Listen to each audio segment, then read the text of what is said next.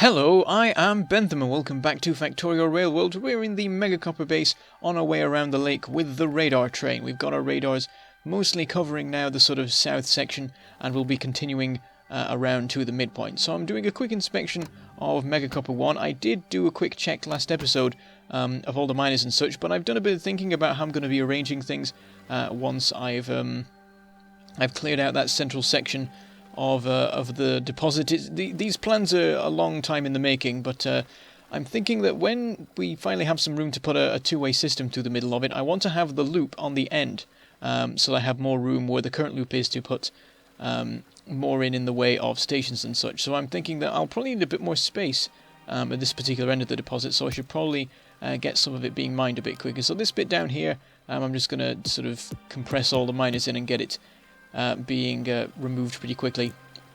Whereas the bit above is already pretty much sorted. There's a couple of miners left there that have got barely anything left. So in order to make sure that these miners actually empty out, I connect them up to the belts to the north of them, because it seems to be emptying a little bit quicker.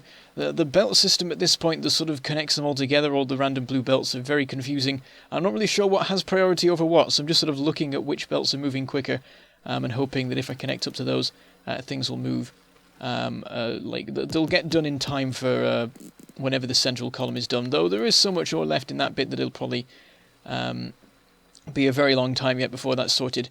But anyway, I also put some extra ones along the top so we can get that mined even quicker, pretty much twice as fast as before. I think, well, there were 3 miners on it before and there's now 9, so I guess it's 3 times, not counting for the fact that the top miners will run out a bit quicker.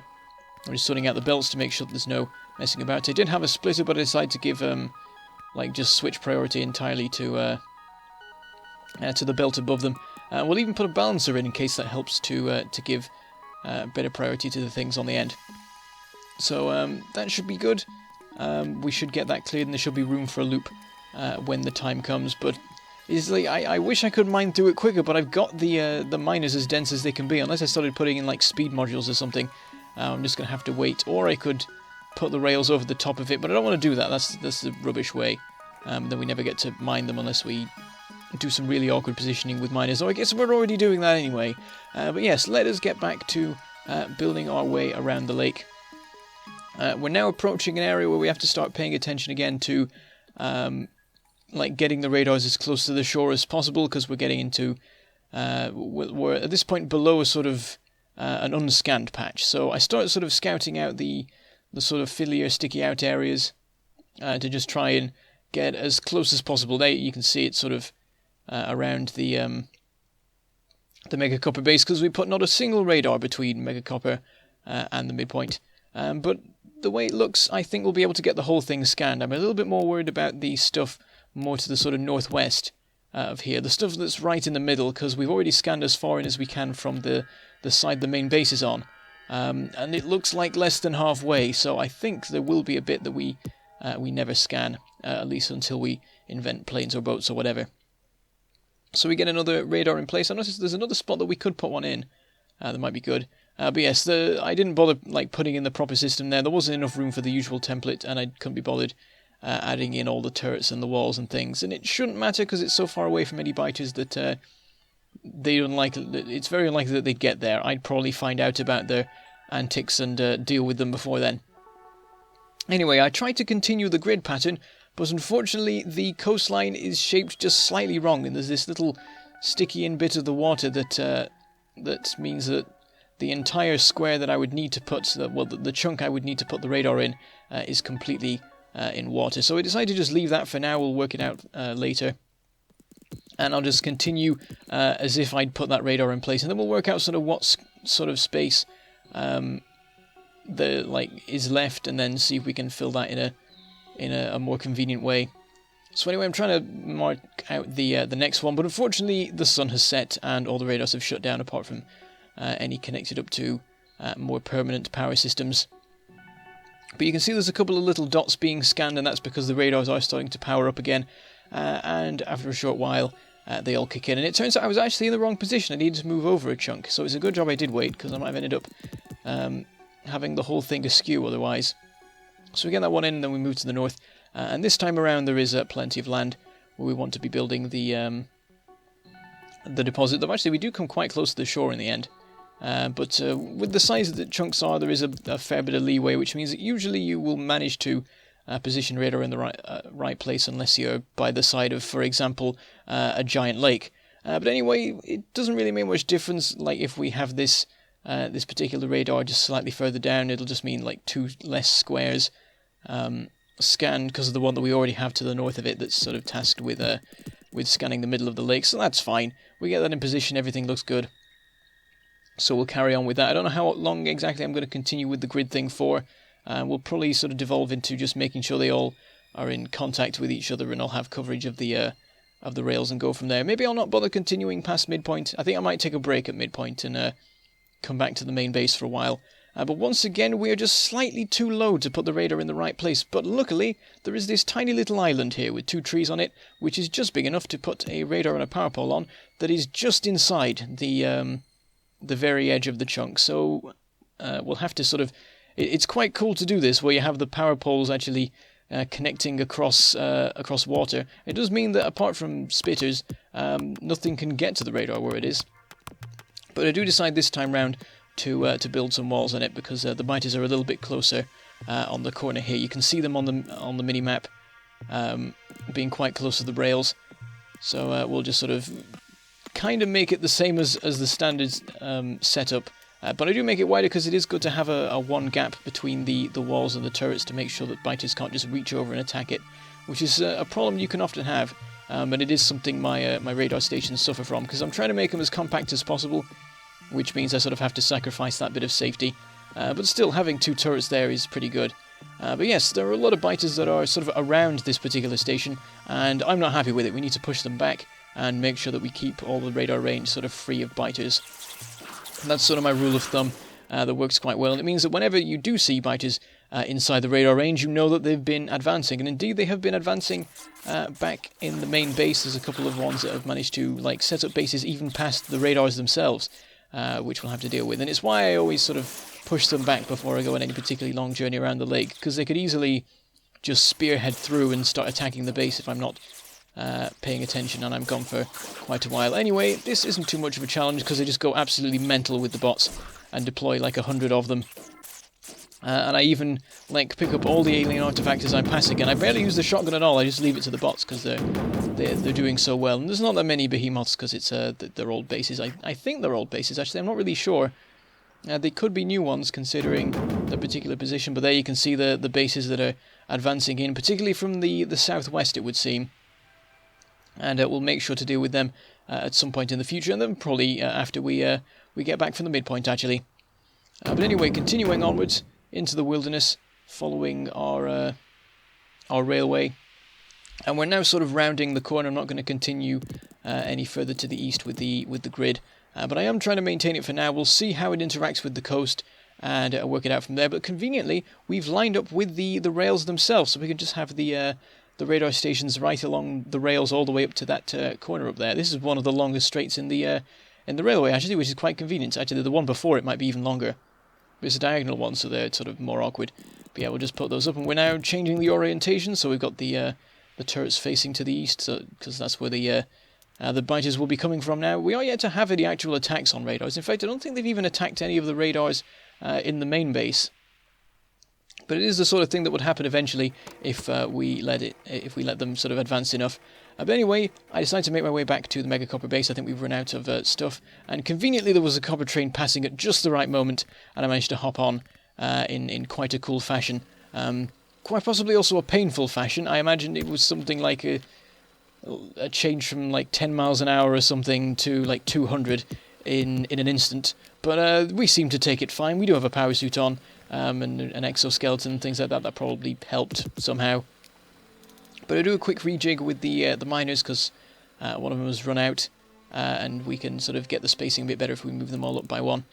And also, these 2 miners on the end, I decide to separately hook up to the splitter to make sure they get priority, because once I do make my upgrades to the megacopper base, I'll probably be using that particular spot for the stations. I imagine if I get that bit mined away, I will have a little bit more room to position everything. And it's a shame at the moment that there's so little like copper mining going on that I'm having to sort of just give priority to the ones that I want to empty out, and then all the others are pretty much not operating. There's been very little copper consumption lately. There's only 1 or 2 trains that even use copper, well, even load it up when they arrive, because of like destroyer drone production or something like that. But hopefully we will be able to revitalize it soon. I have something in the pipeline that I'm going to work on, I think, pretty much as soon as I've finished the radar train work. That should nicely increase our consumption again.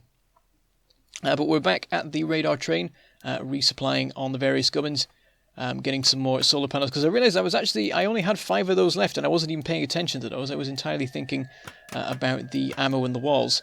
And then suddenly I spotted that I had like no solar panels left. So we'll have 2 stacks of those just to be sure that we can we don't run out of those first, because that'll be quite annoying because they're quite compact relative to the other things. But after doing my resupplying, I realised I've used up like all of the walls in the train. So it's probably a good time to just go back to the main base and resupply, because there's quite a long stretch between megacopper and the midpoint, and it'd be annoying to just run out halfway through and then have to take the train back out into the wilderness again or something like that.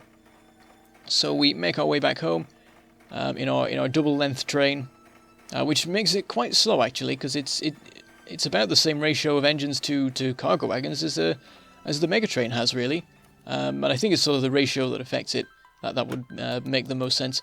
But we get back to the main base and we start emptying out the ridiculous amounts of stuff we've gathered. We've got nearly 30 stacks of wood, pretty much a full cargo wagon, as well as like over 500 alien artifacts. So I dump them all into my inventory and put them in the trash slots, which is possibly not the quickest way to do it. And then bots start trying to deliver walls to me and stuff, and like it keeps going off with alarms because there's no room.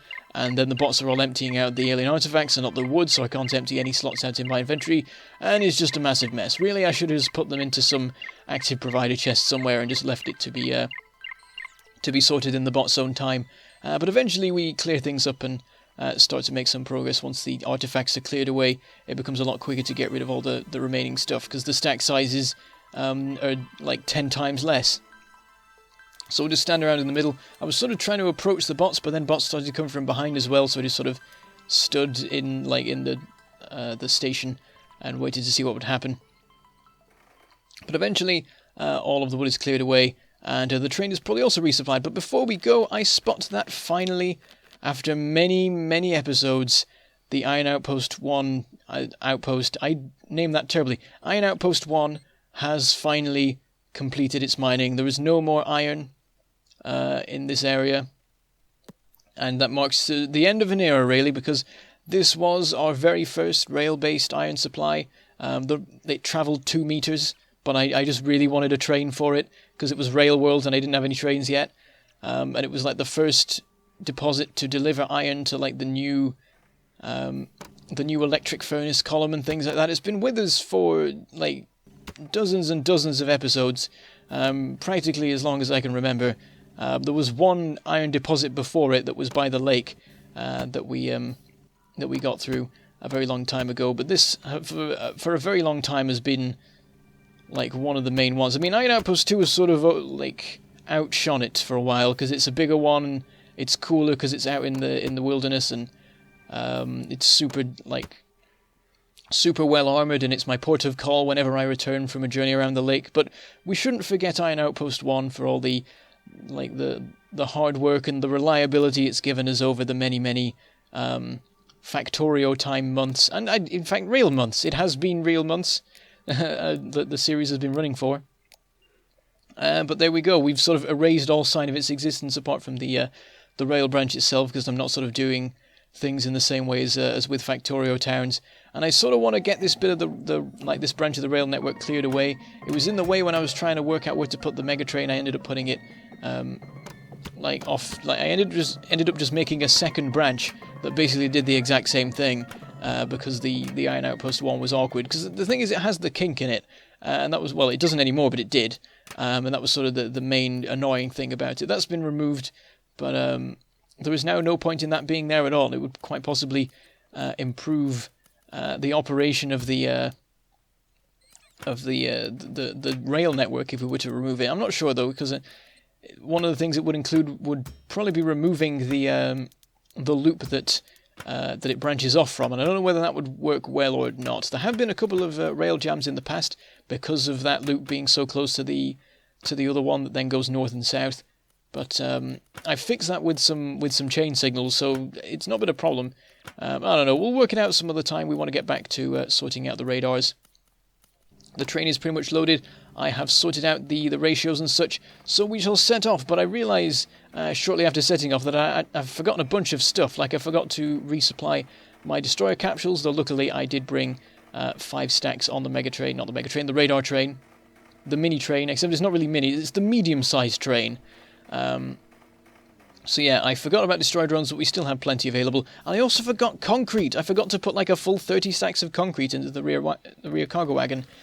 Which is quite a shame because we were gonna be able to get a bunch of flooring done with that, but we'll just remember to do that some other time. At some point, we could just repurpose the radar train to just like bring a full 4 cargo wagons or something, or just build like a new train that brings us all over. Because at some point, I would like to finish flooring the whole thing and making it look nice, and maybe even incorporate some stone brick as well, make it look a bit pretty like the stuff in Factorio Town.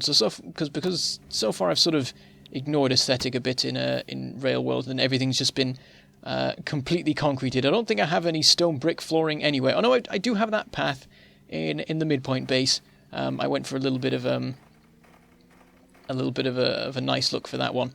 But anyway, we will set off back. Well, the train is for the first time setting off towards the Midpoint, but we will set off back to the point where we were working from before, and we'll just stop the train on the tracks for a second, hop out, and send it on its way. We've filled up our inventory with enough to get probably halfway or more towards the Midpoint base. So once we've run out of materials, we'll just hop over, resupply, and then work our way back again. And basically do the same thing we did with the Midpoint base, not the Midpoint, the megacopper base. It's quite impressive that I'm managing to mix up like 2 different bases, where like it's not like there are many that I need to remember here. And the same with like calling the radar train, the mega train and stuff. There are not that many named trains that I have. Though I do have that mini train. I haven't really used it for ages, if I remember rightly. It's just been parked in its spot. I may have used it like once because we needed like some more efficiency modules or something random like that. But anyway, I'm working out where to position this radar station on the coast here. And I thought I had the perfect position, and it fits snugly in between 2 bits of water, but unfortunately it was in the wrong chunk, so I had to move it up by 1, but conveniently there was a perfect place to slot it in there as well, so that was quite nice.